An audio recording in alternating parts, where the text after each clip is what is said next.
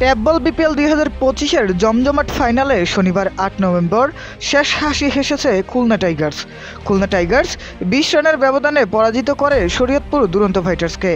দুই দলের খেলোয়াড়দের দারুণ পারফরমেন্সে ম্যাচটি ছিল উত্তেজনায় ভরপুর, যা উপভোগ করেছে পুরো মাঠে উপস্থিত হাজারো দর্শক। ফাইনালে টস জিতে প্রথমে ব্যাট করার সিদ্ধান্ত নেয় খুলনা টাইগার্স।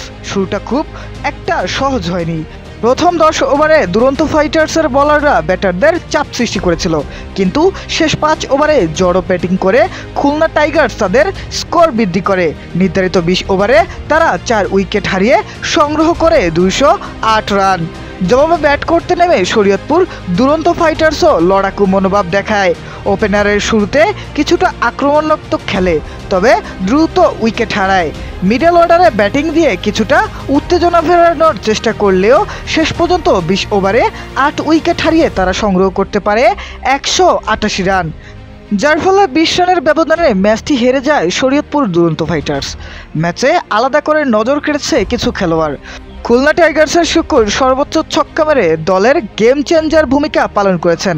বোলিংয়ে ফায়ার সালাম সর্বোচ্চ উইকেট নেন। অন্যদিকে সেরা ব্যাটার নির্বাচিত হয়েছেন রিয়াজউদ্দিন মোল্লা।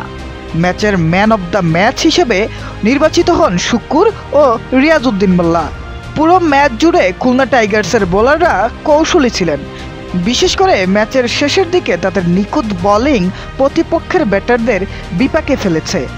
খুলনা টাইগার্স ম্যাচে ক্যাচ মিস করলেও ম্যাচটি যেন তারা মিস করেনি। শেষে ট্রফি হাতে উল্লাস উদযাপন করে খুলনা টাইগার্স। দুরন্ত ফাইটার্সের খেলোয়াড়রা যদিও হতাশ, তবুও তাদের লড়াকু মনোভাব ও ধারাবাহিক পারফরমেন্স প্রশংসা কুড়িয়েছে।